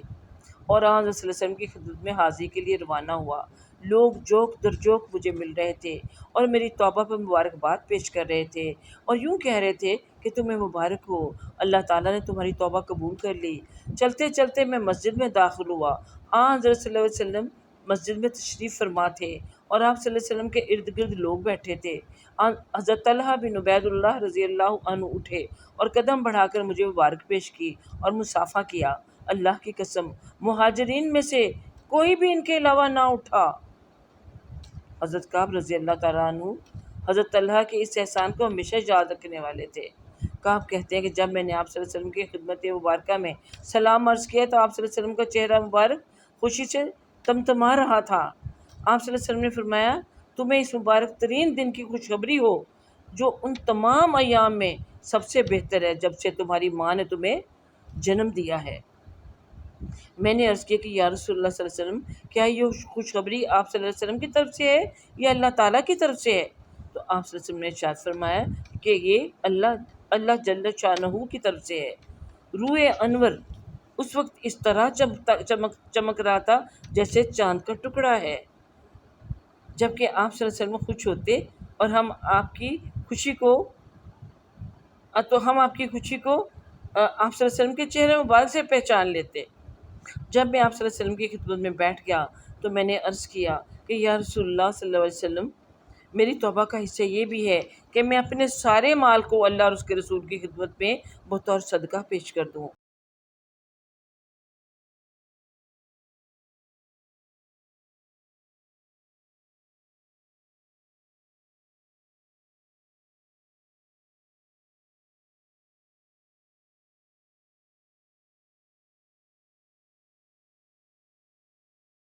اور اس سے الگ ہو جاؤں۔ آپ صلی اللہ علیہ وسلم نے فرمایا اپنے پاس کچھ مال رکھ لینا تمہارے لیے زیادہ بہتر ہے۔ میں نے عرض کیا میں اپنا خیبر والا حصہ رکھ لیتا ہوں۔ پھر دوبارہ عرض کیا یا رسول اللہ بلا شبہ اللہ تعالیٰ نے مجھے سچ کی بدولت نجات دی، اور بے شک میری توبہ کا یہ بھی حصہ ہے کہ میں جب تک زندہ رہوں گا سچ ہی بولوں گا، اور اللہ کی قسم جب سے میں نے رسول اللہ صلی اللہ علیہ وسلم کی خدمت میں اس کا تذکرہ کیا ہے اس وقت سے مجھے معلوم نہیں کہ کسی مسلمان کو اتنے اعلیٰ انعام سے نوازا گیا ہو جتنا بڑا انعام مجھے سچ بولنے کے عوض میں اللہ تعالیٰ نے عطا کیا۔ اور اللہ کی قسم جب سے میں نے رسول اللہ صلی اللہ علیہ وسلم کی خدمت میں اس کا تذکرہ کیا اس وقت سے لے کر آج تک میں نے جان بوجھ کر ایک جھوٹ بھی نہیں بولا، اور مجھے امید ہے کہ بقیہ زندگی میں بھی اللہ تعالیٰ مجھے محفوظ فرمائیں گے۔ کعب رضی اللہ تعالیٰ عنہ کہتے ہیں کہ اللہ تعالیٰ نے اس وقت یہ آیت اتاری، یہ جو سارا جس کا یعنی سورہ توبہ میں لقد تاب اللہ علی النبی والی جو ہے کہ تحقیق اللہ تعالیٰ نے اپنے پیغمبر اور ان مہاجرین و انصار پر رجوع فرمایا جنہوں نے تنگی کے وقت میں آپ کی پیروی اور اتباع کی۔ یہ آیت انہوں نے انہو بہم رؤوف الرحیم تک تلاوت فرمائی، اور وَعَلَى الثَّلَاثَةِ الَّذِينَ سے لے کے کونوا مع الصادقین تک تلاوت کی۔ ذرا بھی یہ جو آیات ہے قرآن پاک سے پوری پڑھ لیجیے گا۔ اور تینوں پر رجوع فرمایا جن کے معاملے کو ملتوی کر دیا گیا تھا، یہاں تک کہ ان پر زمین باوجود وسیع ہونے کے تنگ ہو گئی تھی، اور خود ان کے اپنے نفس بھی ان پر تنگ ہو گئے تھے، اور انہوں نے یقین کر لیا تھا کہ ان کو اللہ سے کوئی بچانے والا نہیں ہے سوائے اس اللہ تعالیٰ کی ذات کے۔ پھر اللہ تعالیٰ نے ان پر رجوع فرمایا تاکہ وہ توبہ کریں، یقیناً اللہ تعالیٰ بہت رجوع کرنے والا اور نہایت مہربان ہے۔ اے ایمان والو اللہ سے ڈرو اور سچوں کو ساتھ دو۔ قرآن پاک کے الفاظ بھی یہی ہے نا، اتقوا اللہ وکونوا مع الصادقین۔ کعب کہتے ہیں کہ جب سے اللہ نے مجھے اسلام کی ہدایت سے نوازا ہے اس وقت سے اللہ تعالیٰ نے مجھ پر جو انعامات کیے ہیں ان میں سب سے بڑا انعام میرے نزدیک یہ ہے کہ میں نے آپ صلی اللہ علیہ وسلم کی خدمت میں سچ بولا، جھوٹ نہیں بولا، ورنہ جھوٹ بولنے والوں کی طرح میں بھی ہلاک ہو جاتا۔ اللہ تعالیٰ نے ان کے متعلق جب وہی نظر فرمائی تو سب سے زیادہ سخت بات جو کسی کو کہی جاتی وہ ان کو فرمائی، وہ سَيَحْلِفُونَ بِاللَّهِ لَكُمْ، عنقریب جب تم ان کی طرف لوٹ کے جاؤ گے تو قسمیں اٹھائیں گے تاکہ تم ان سے تعارض نہ کرو۔ آپ ان سے اعراض فرمائیں، ان سے منہ موڑ لیں، ان کو اگنور کریں، کیونکہ اللہ تعالیٰ کے قرآن میں یہ دیکھیے الفاظ ہیں کیونکہ وہ ناپاک ہیں، پلید ہیں۔ استغفر اللہ۔ ان کا ٹھکانہ جہنم ہے ان کی بدعمالیوں کی وجہ سے۔ وہ تمہارے سامنے قسمیں اٹھائیں گے تاکہ تم ان سے راضی ہو جاؤ، اگر تم ان سے راضی بھی ہو گئے تو اللہ تعالیٰ ان فاسقوں سے راضی نہیں ہوں گے۔ کعب رضی اللہ تعالیٰ عنہ کہتے ہیں کہ ہم تینوں کا معاملہ پیچھے چھوڑ دیا گیا تھا ان لوگوں سے جنہوں نے قسمیں اٹھائیں، اور آپ صلی اللہ علیہ وسلم نے ان کی بات کو قبول فرما لیا اور ان سے بیعت لے لی اور ان کے لیے استغفار بھی فرما دیا، مگر ہمارے معاملے کو ملتوی کر دیا۔ دیکھیے ملتوی کرنے میں کتنی حکمت تھی کہ اس سے دنیا میں ان کو اور باقی دیکھنے والوں کو اور آج ہم کو بھی یہ پتہ چل گیا کہ اللہ تعالیٰ اور اللہ کے رسول کس سے ٹکر لیں تو اس کا انجام کیا ہو سکتا ہے، اور ہم تو بڑے آرام سے گناہ کرتے چلے جاتے ہیں اور ہمیں کبھی احساس تک نہیں نہ ہوتا، اسی لیے کہ اللہ کے رسول ہمارے درمیان موجود نہیں ہے۔ یہ رسول پاک صلی اللہ علیہ وسلم کی موجودگی کا زمانہ تھا، اور اس لیے ان کو دنیا میں دیکھیے یہ سزا دی گئی، کس لیے کہ دنیا کا جو معاملہ ہے دنیا میں طے ہو جائے، آخرت میں کوئی سزا نہیں اب ان کو ملے گی۔ تو دنیا کا میں بھی اللہ تعالیٰ ہمارے ساتھ رحمت کا ہی معاملہ کرے، دعا تو یہی ہونی چاہیے، لیکن پھر بھی دنیا کی جو سزا ہے وہ آخرت کے مقابلے میں بہت کم ہے۔ تو یہاں یہی کہا جا رہا ہے، تو یہ کہہ رہے ہیں کہ کعب کہتے کہ ہم تینوں کا معاملہ پیچھے چھوڑ دیا گیا تھا ان لوگوں سے جنہوں نے قسمیں اٹھائیں، اور آپ صلی اللہ علیہ وسلم نے ان کی بات قبول فرما لیا، ان سے بیعت لے لی اور ان کے لیے استغفار بھی فرما دیا، مگر ہمارے معاملے کو ملتوی کر دیا، یہاں تک کہ اللہ تعالیٰ نے اس کے بارے میں فیصلہ فرما دیا وَالثَّلَاثَةِ الَّذِينَ خُلِّفُوا سے آگے۔ اس سے ہمارا غزوہ سے پیچھے رہنا مراد نہیں، بلکہ آپ صلی اللہ علیہ وسلم کا ہمارے معاملے کو ملتوی کرنا اور پیچھے چھوڑنا مراد ہے، کہ جن کے معاملہ پینڈنگ کر دیا گیا تھا، ان لوگوں سے جنہوں نے قسمیں اٹھائیں اور معذرت کر دی، اور آپ صلی اللہ علیہ وسلم نے ان کی معذرت کو قبول فرما لیا۔ ایک روایت میں یہ الفاظ بھی ہیں کہ آن صلی اللہ علیہ وسلم غزوہ تبوک کے لیے جمعرات کو روانہ ہوئے، اور آپ صلی اللہ علیہ وسلم کی عادت مبارکہ یہ تھی کہ آپ صلی اللہ علیہ وسلم اس دن سفر کے لیے نکلنے عموماً پسند فرماتے تھے، یعنی جمعرات کو۔ اور ایک روایت کے الفاظ یہ بھی ہیں کہ آپ سفر سے عموماً چاشت کے وقت تشریف لاتے۔ جب آپ صلی اللہ علیہ وسلم تشریف لاتے تو سب سے پہلے مسجد میں تشریف لا کر 2 رکعت نماز ادا فرماتے، اور پھر مسجد میں تشریف فرما ہوتے تھے، یعنی آپ صلی اللہ علیہ وسلم کا اس طرح سے یہی جو قاعدہ تھا وہ تھا۔ تو بہرحال یہ جو ہم نے اب اتنا لمبا واقعہ پڑھا ہے، تو اس میں سے کچھ چیزیں تو ہم نے ساتھ ساتھ ہی بیان کی کہ جو غور طلب تھیں۔ تو مزید ہمیں کیا چیز ملتی ہے کہ انسان کو، خاص طور پر مسلمان کو، ہر حال میں سچ بولنا چاہیے، چاہے اس کی وجہ سے یعنی وقتی طور پر انسان کو تکلیفوں کا سامنا کرنا پڑ جائے، لیکن بالآخر اللہ کی رضا حاصل ہوتی ہے، یعنی سچ بولنے سے۔ اور پھر دوسری چیز یہ کہ ہمیں منافقوں والا جو رویہ ہے اس سے بچنا چاہیے، کہ اس طرح سے انجام جو ہے سوائے ہلاکت اور بربادی کے کچھ نہیں ہے، کہ دنیا میں ذلت و بربادی، اور آخرت میں جو اللہ تعالیٰ نے فرما دیا کہ جو منافقین ہیں کہ ان المنافقین فی الدرک الاسفل من النار، کہ وہ آگ کے سب سے نچلے درجے میں ہوں گے۔ اس لیے زندگی کے کسی بھی معاملے میں ہم منافقت سے، جھوٹ سے پرہیز کریں۔ اور پھر یہ کہ اللہ کی راہ میں کوئی بھی تنگی آئے، کوئی سختی پریشانی آ جائے تو اللہ کی طرف سے اس کی رضا سمجھ کر قبول کریں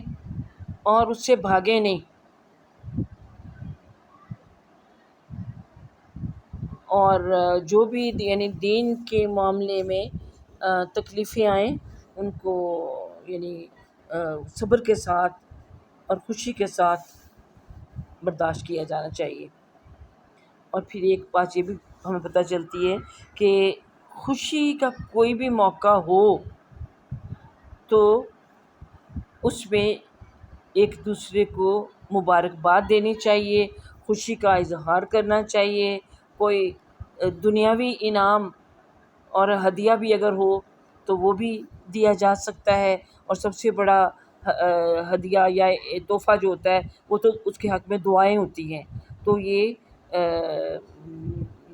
بھی یعنی سیکھنے کی چیز ہے، اور اگر اللہ تعالیٰ توبہ قبول کر لے تو یہ بھی اللہ تعالیٰ کا بہت بڑا انعام ہے، جس کے اوپر اللہ کا انسان کو شکر ادا کرنا چاہیے۔ توبہ تو کرتے رہنا، اور آج کل جس طرح کے جو حالات ہیں اس میں تو روزانہ ہمیں 2 رکعت صلاۃ التوبہ پڑھنی چاہیے دل سے، کہ اللہ تعالیٰ تو میری بھی اور تمام مسلمانوں کی، بلکہ تمام انسانوں کی طرف سے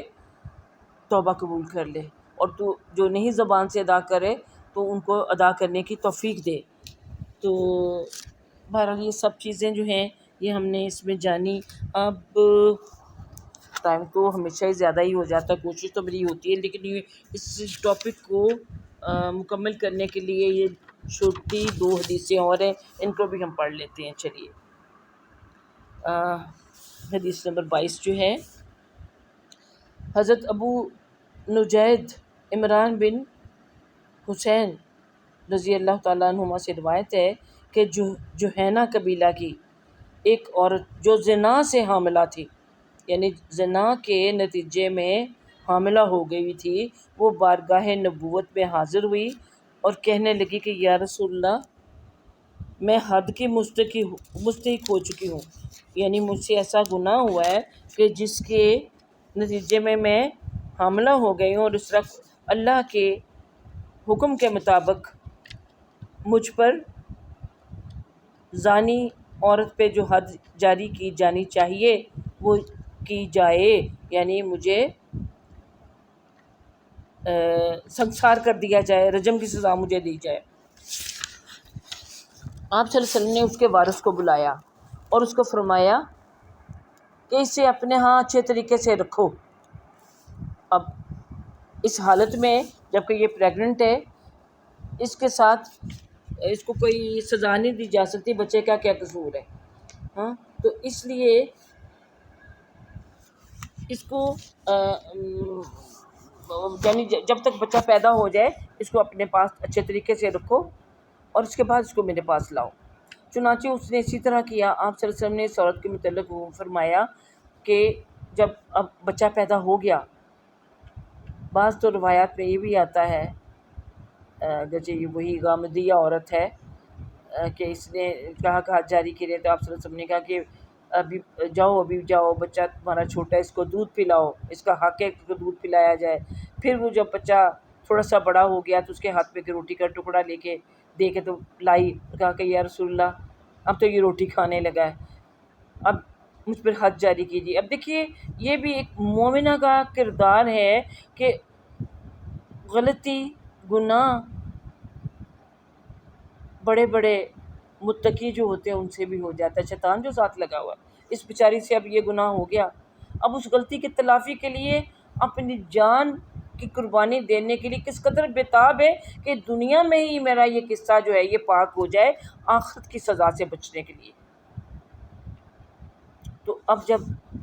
وہ ساری اس کی باتیں پوری ہو گئیں اور اس کو رجم کے لیے لایا گیا تو آپ صلی اللہ علیہ وسلم نے فرمایا کہ اس کے کپڑوں کو اس کے جسم پر باندھ دو، یعنی اچھی طرح اس کے سطر کو بھی ڈھانپو، اس کے جسم کو بھی ڈھانپو کہ عورت ذات ہے، جب پتھر لگیں گے یا وہی تو اس کے کپڑے تو ظاہر ہے ان کے چیتھڑے اڑ جائیں گے، تو یہ کہیں برہنہ نہ ہو جائے۔ چنانچہ وہ رجم کر دی گئی۔ پھر آپ صلی اللہ علیہ وسلم نے اس پر نماز جنازہ پڑھائی۔ عمر فاروق رضی اللہ تعالیٰ عنہ نے خدمت اقدس میں عرض کیا کہ یا رسول اللہ، اس نے زنا کیا ہے، کیا پھر بھی آپ اس کی نماز جنازہ پڑھتے ہیں؟ آپ صلی اللہ علیہ وسلم نے ارشاد فرمایا ٹھیک ہے، اس نے یعنی زنا تو کیا ہے مگر اس نے ایسی توبہ کی ہے کہ اگر وہ مدینے کے 70 آدمیوں پر تقسیم کی جائے، 70 لوگوں کی اوپر تقسیم کی جائے تو ان کی بخشش کے لیے کفایت کر جائے۔ یعنی بار بار جو وہ آتی تھی اپنے آپ کو پیش کرتی تھی، یعنی اس ایک عورت کی توبہ 70 لوگوں کی توبہ کے برابر ہے۔ کیا اس سے بڑھ کر کوئی بات ہے کہ اللہ کی خاطر اس نے اپنی جان قربان کر دی؟ ہاں تو ایک اور روایت میں ہے کہ اگر اس کی توبہ یعنی پورے مدینے کے لوگوں پر تقسیم کر دی جائے تو وہ کفایت کر جائے۔ سبحان اللہ۔ اسی طرح ایک اور روایت میں یہ بھی ہے کہ کسی صحابی نے اپنا دامن بچانے کے لیے اس کے خون کے چھینٹوں سے اپنا آپ کو بچانا چاہا، تب بھی آپ صلی اللہ علیہ وسلم نے یہی بات کی تھی کہ اس نے ایسی توبہ کی ہے کہ پورے مدینے کے لوگوں پر تقسیم کر دی جائے تو وہ ان کو کفایت کر جائے۔ اچھا جی، تو اس سے بھی ہمیں کچھ نہ کچھ تو سبق ملتا ہی ہے۔ ہاں کیا ملا سبق ہمیں ملا کہ اس نے ایک تو سب سے پہلی بات ہے کہ رجم کا جو لوگ انکار کرتے ہیں تو اس پورے واقعے سے یعنی یہ حدیث فعلی قسم کی ہو گئی نا، ہمیں رجم کا اثبات ملتا ہے کہ وہ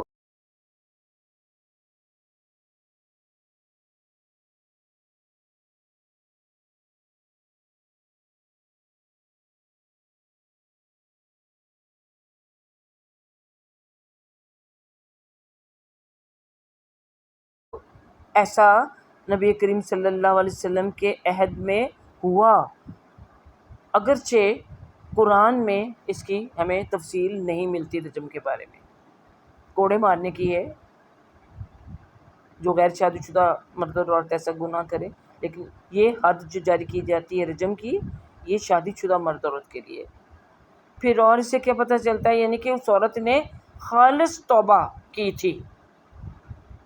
اور کیوں کی تھی؟ یعنی آخرت کے خوف سے، یعنی آخرت کا جو محاسبہ ہے اس کے ڈر سے اور اللہ کے خوف سے آخرت کی سزا کے مقابلے میں دنیا کی سزا کو ترجیح دی۔ پھر یہ بھی کہ چاہے کتنا بڑا کوئی گناہ گار ہو، اگر وہ توبہ کر لیتا ہے تو اس کی نماز جنازہ پڑھنی جائز ہے۔ اور پھر یہ بھی ہمیں پتہ چلا کہ اگر عورت کا دودھ پیتا بچہ ہو تو جب تک وہ دودھ چھڑا نہ لے اس وقت سے پہلے اس پر حد جاری نہ کی جائے۔ اچھا جی، آخری جو حدیث ہے اب پڑھتے ہیں۔ حضرت ابن عباس رضی اللہ تعالیٰ عنہ اور انس بن مالک رضی اللہ عنہ سے روایت ہے کہ حضرت صلی اللہ علیہ وسلم نے ارشاد فرمایا کہ اگر ابن آدم کو ایک وادی سونے کی مل جائے تو وہ چاہتا ہے کہ اس کے پاس 2 وادیاں ہوں۔ یعنی انسان کی جو حرص ہے اس قدر زیادہ ہے مال و دولت کی کہ اگر اس کو ایک وادی کے برابر بھی سونا مل جائے تو اس کی تسلی نہیں ہوتی، اور وہ چاہتا ہے کہ ایک وادی اور ہو جائے۔ ہم دیکھتے ہیں نا اپنے ذرا حکمران جو حکمران جو ہمارے رہے ہیں، یہ ابھی بھی جو یہ طبقہ ہوتا ہے، ان کی حرص ختم ہوتی ہے کہ کبھی ختم نہیں ہوتی۔ بہت سے لوگ ہیں، صرف حکمران ہی نہیں ہے، اپنے اتنے بڑے آپ اپنے بزنس وہ جو اکاؤنٹس ہیں ان کی طرف دیکھ لیجئے تو اور بہت آپ کو ایسی ملیں گے جو کہ پیسے کی حرص میں ساری زندگی گزار دیتے ہیں، جن کے متعلق اللہ تعالیٰ نے قرآن کی سورت اتار دی، الہاکم التکاثر حتی زرتم المقابر۔ اس کی تفسیر میں یہ حدیث بیان کی جاتی ہے نا کہ اگر اس میں قرآن کی صورت میں تو یہی ہے نا کہ انسان کو غفلت میں مبتلا کر دیا کثرت کی حرص نے کہ اور زیادہ حل میں اور ہونا چاہیے اور ہونا چاہیے، پھر اللہ کی یاد سے وہ غافل ہو جاتا، حتیٰ زرتم المقابر، یہاں تک کہ وہ قبروں کو جا پہنچتا ہے، قبر میں جا پہنچتا ہے۔ تو آپ صلی اللہ علیہ وسلم نے کیا فرمایا کہ اگر ابن آدم کو ایک وادی سونے کی مل جائے تو وہ چاہتا ہے کہ اس کے پاس 2 وادیاں ہوں، تو فرمایا کہ اس کے منہ کو تو قبر کی مٹی ہی بھرے گی، اس کا منہ نہیں بھرے گا کبھی۔ جب قبر میں ڈال دیا جائے گا اور اوپر اس کے مٹی ڈالیں گے تو ظاہر ہے منہ میں بھی مٹی جائے گی، تو قبر کی مٹی سے اس کا منہ بھرے گا، اور توبہ کرنے والے کی توبہ اللہ تعالیٰ قبول فرمائیں گے۔ یعنی بات وہ، لیکن ساتھ ہی توبہ کا ذکر بھی فرما دیا کہ آخر وقت تک بھی اگر انسان توبہ کر لے، جیسے ابو 99 قتل والے کی بھی آپ نے پڑھا، تو اللہ تعالیٰ توبہ قبول کرنے کے لیے تیار ہوتا ہے۔ اچھا، اور آخری اب بھی ہم اس ضمن کی جو حدیث ہے وہ پڑھ لیتے ہیں۔ عن ابن عباس بن مالک وانس بن مالک رضی اللہ عنہ نیچے وعن ابی ہریرہ رضی اللہ عنہ ان رسول اللہ قال یزک اللہ سبحانہ وتعالی الی رجلین یقتل احدہم الآخر يدخلان الجنة يقاتل هذا في سبيل الله فيقتل ثم يتوب الله على القاتل فيسلم فيستشهد متفق علیہ۔ حضرت ابو ہریرہ رضی اللہ عنہ سے روایت ہے کہ رسول اللہ صلی اللہ علیہ وسلم نے فرمایا اللہ تعالیٰ 2 آدمیوں کو دیکھ کر ہنسیں گے۔ اب یہ جو ہنسنا ہے اللہ تعالیٰ کا، ہم سوچ ہی نہیں سکتے کہ یہ ہنسنا انسانوں جیسا تو نہیں ہے۔ یہ ہنسنا جو ہے اللہ کا اس کی ذات کے لائق ہے، اس کی کیفیت وہی جانتا ہے کہ اللہ کا ہنسنا کیسا ہے، لیکن ہمیں سمجھانے کے لیے وہی الفاظ اللہ تعالیٰ اپنے لیے بھی استعمال کرتا ہے تاکہ جو واقعہ یا جو بات آپ کو بتائی جا رہی ہے وہ آپ کی سمجھ میں آ جائے اور آپ کے لیے وہ چیز جو ہے وہ کلیئر ہو جائے۔ تو یہاں کہا کہ اللہ تعالیٰ دو آدمی کو دیکھ کر ہنسیں گے کہ ایک دوسرے کو قتل کرتے ہیں اور جنت میں جاتے ہیں، یعنی دونوں ہی ایک دوسرے کو قتل کرتے ہیں اور پھر دونوں ہی جنت میں جاتے ہیں۔ کیسے؟ ایک اللہ کی راہ میں لڑتا ہے اور قتل کیا جاتا ہے، یعنی اللہ کی راہ میں لڑتا ہے اور وہ کفار کے ہاتھوں مارا جاتا ہے۔ پھر قاتل پر اللہ رجوع فرماتے ہیں، یعنی وہ قاتل جس نے کفر کی حالت میں اس بندے کو قتل کیا تھا، اب اللہ تعالیٰ کی رحمت ہوتی ہے، اللہ تعالیٰ اس کی طرف رجوع فرماتے ہیں، وہ مسلمان ہو جاتا ہے اور شہید ہو جاتا ہے۔ تب کیا ہوا؟ اگرچہ وہ ایک مسلمان کا قاتل ہے، لیکن اس کے باوجود اللہ تعالیٰ اس کو جنت میں کیوں بھیج دیتا ہے؟ کہ اس نے توبہ کر لی، مسلمان ہو گیا، اور پھر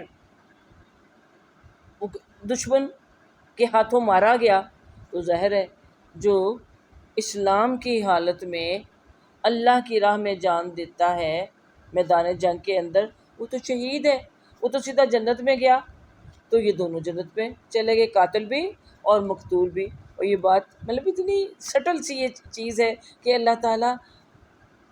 یعنی اس بات پر اللہ تعالیٰ ہنسیں گے، یعنی اللہ کو بھی ہنسی۔ دیکھیے ہم بھی تو اس کے محظوظ ہو رہے ہیں سن کے کہ بھی عجیب معاملہ ہے، عجیب ایسی بات ہو گئی۔ تو اللہ تعالیٰ بھی اپنے جو ان کی شان ہے اس کے مطابق اللہ پاک بھی اس واقعے سے کو یعنی جیسے انجوائے کر رہے ہیں تو اللہ تعالیٰ کریں گے۔ تو وہ دونوں جو لوگ ہیں، قاتل بھی اور مقتول بھی، اس طرح سے دونوں جنت میں چلے جائیں گے۔ تو ایک تو یہی ہے آپ کے ذہن میں نہ یہ بات اڑ جائے کہیں کہ اللہ میاں کے ہنسنے کی جو بات ہے، تو اللہ تعالیٰ کے جو ہنسنا ہے